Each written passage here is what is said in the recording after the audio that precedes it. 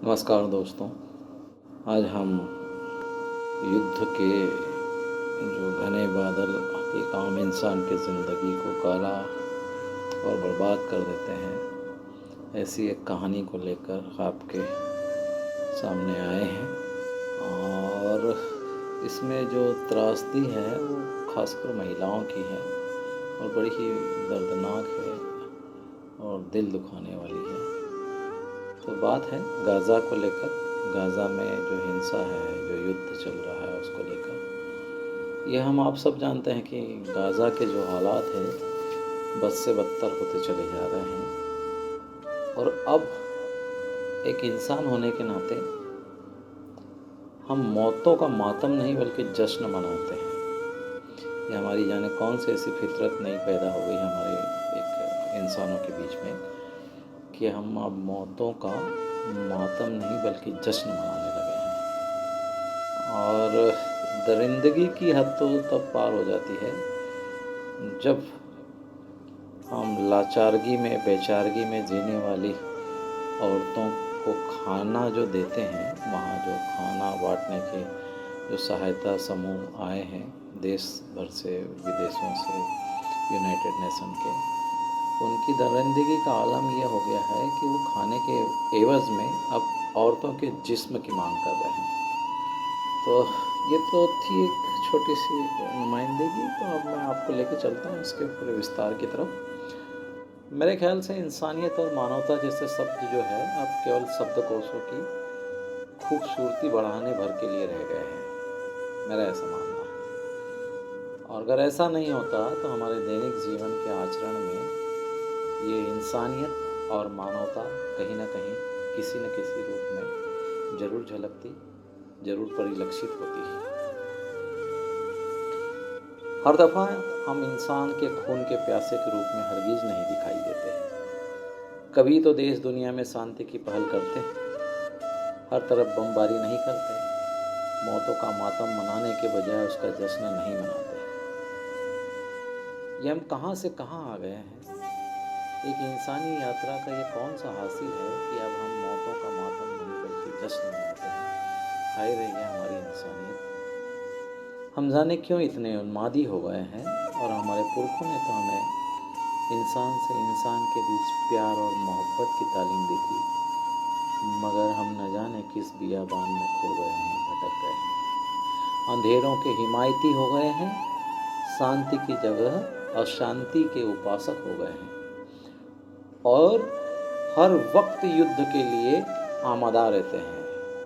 बस युद्ध का बिगुल बजना चाहिए, हम उतर जाते हैं। मेरा यकीन मानिए, युद्ध कभी भी शांति के लिए नहीं होते हैं। युद्ध हमेशा कभी न भर पाने वाले जख्म की त्रासदी ही देते हैं। युद्ध हमेशा अपने पीछे एक ऐसी त्रासदी छोड़ जाते हैं जिसमें कमज़ोर इंसानों की करुणा और वेदना के लिए भी कोई स्थान नहीं होता है। दुखद तो यह है कि इन कमज़ोरों की सिसकियां सुनने वाला भी कोई यहाँ से वहाँ तक मतलब ताहद नज़र दिखाई नहीं देता है। इनकी सिसकियां और इनके आंसू और ये खुद, ये आलम है बस। तो चलो चलते हैं हम उस तरफ जहाँ हमारी यात्रा इंसानियत नहीं बल्कि पशुता की ओर बढ़ रही है। हाल के दिनों में एक न्यूज़ एजेंसी है एबीपी न्यूज़, उसने एक खुलासा किया है और वो खुलासा इतना ख़तरनाक है कि दिल दहल जाता है और वो हमारे इंसान होने पर भी लानत का एक प्रमाण देता है। इंसानी बर्बरता को लेकर एक खुलासा जो किया गया है वो वाकई बेहद दिल को दर्द देने वाला है। हाल ही में एबीपी न्यूज़ एजेंसी ने अपनी एक रिपोर्ट में दावा किया है गाज़ा में भूखमरी के चलते त्राहिमाम मचा हुआ है।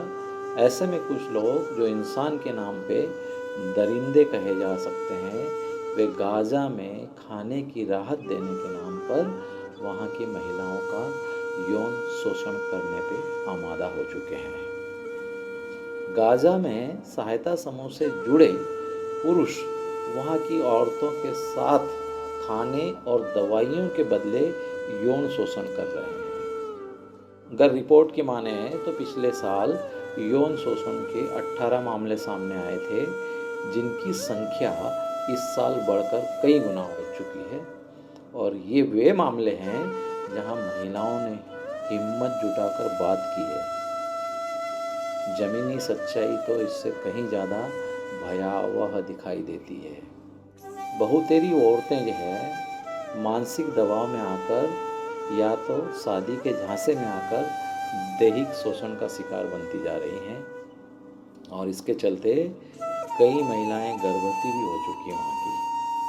ये भयावह कृत्य वे पुरुष कर रहे हैं जो सहायता समूहों से जुड़े हैं, और इस बात का हवाला जो है वुमेन्स अफेयर सेंटर की निदेशक अमल सियाम भी देती हैं, और वह कहती हैं कि इज़राइल की नाकेबंदी और जंग ने महिलाओं को इस दलदल में धकेल दिया है।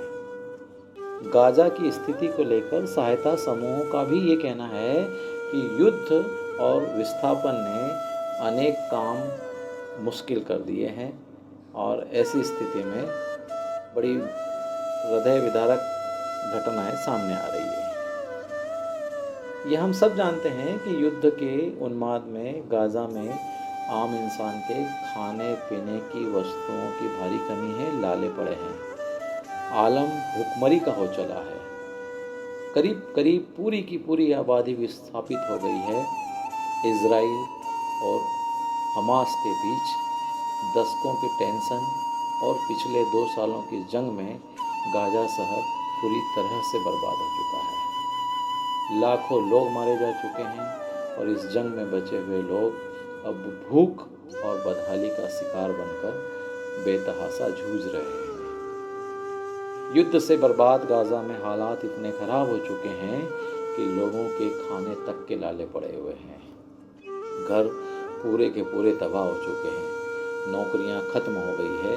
ऐसे में इंसानियत को शर्मसार करने वाली दर्द भरी दास्तानें भी सामने आ रही है। गाजा में खाने के बदले जिस्म नोचने की फिराक में जो भेड़िए शामिल है, उनके बारे में वहाँ की औरतों की आप बीती सुनकर आपका खून भी खोल जाएगा। एबीपी न्यूज़ की रिपोर्ट है, उसके हवाले से कुछ महिलाओं ने इस बात की ओर इशारा किया है कि गाजा में राहत वितरण से जुड़े पुरुष उनका तेजी से दैहिक शोषण कर रहे हैं। राहत के नाम पर जिस्म की मांग कर रहे हैं। एक कटोरी चावल के बदले सेक्स की मांग कर रहे हैं। बच्चों के कपड़े हासिल करने के लिए सेक्स संबंध बनाने को कह रहे हैं। औरतें अपने बच्चों की भूख मिटाने के लिए राहत सामग्री बांटने वाले मर्दों की हवस की भूख मिटाने को मजबूर हो रही है।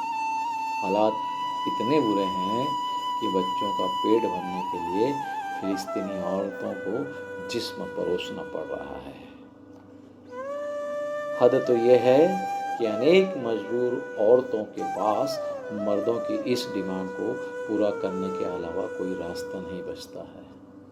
औरतों के सामने बच्चों के भूख और मायूस चेहरे हैं, जबकि राहत के नाम पर जिस्म चाहने वाले दरिंदों के सामने महिलाओं के जिस्म हैं। आलम यह है कि गाजा की असहाय और लाचार माएँ, बहनें, बेटियां अपनी इज्जत, आबरू और जिस्म की परवाह किए बिना राहत के नाम पर जिस्म पाने की चाह रखने वालों को अपना जिस्म सौंप दे रही है। इस दरिंदगी को लेकर कुछ महिलाओं ने अपने साथ हुई हैवानियत का खुलासा भी किया है। गाजा में एक रेहाना नाम की महिला है, औरत है। उन्होंने बताया कि उसके 4 बच्चे युद्ध में मारे गए, और युद्ध के बाद बचे 2 बच्चों के लिए उसे वह सब करना पड़ा जो वेश्याएं भी नहीं करती है या वेश्याएं भी नहीं कर सकती है। यूनाइटेड नेशनल से जुड़े कई संगठन गाजा में राहत सामग्री वितरण में लगे हैं, और इन संगठनों में अधिकांश मर्द हैं। इन मर्दों में ज़्यादातर मर्द ऐसे हैं जो इस आपदा में अवसर को तलाश रहे हैं, मजबूर और असहाय औरतों का शोषण कर रहे हैं। ऐसा लगता है इंसानियत के काम में जुटे इन मर्दों में इंसानियत मर गई है। वहाँ की जो महिलाएं जो अपना दैहिक शोषण झेल रही है, बड़ी ही त्रासदी से गुजर रही हैं, ऐसी स्थिति में उनका जीना और मरना एक समान हो गया है। तो क्या ये इंसानियत के नाम पर धब्बा नहीं है? एक कटोरी चावल 2 रोटी के नाम पर किसी का जिस्म नोचना ये कैसी मानवता है? ये कैसी हमारी मर्दानगी है?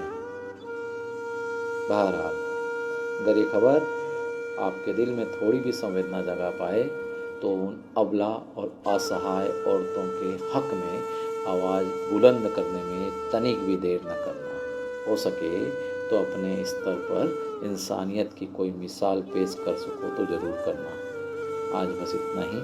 फिर कभी किसी नई खबर या कहानी किस्से के साथ आपके सामने रूबरू रहूँगा। तब तक के लिए मुझे इजाज़त। बहुत बहुत धन्यवाद। बहुत बहुत धन्यवाद।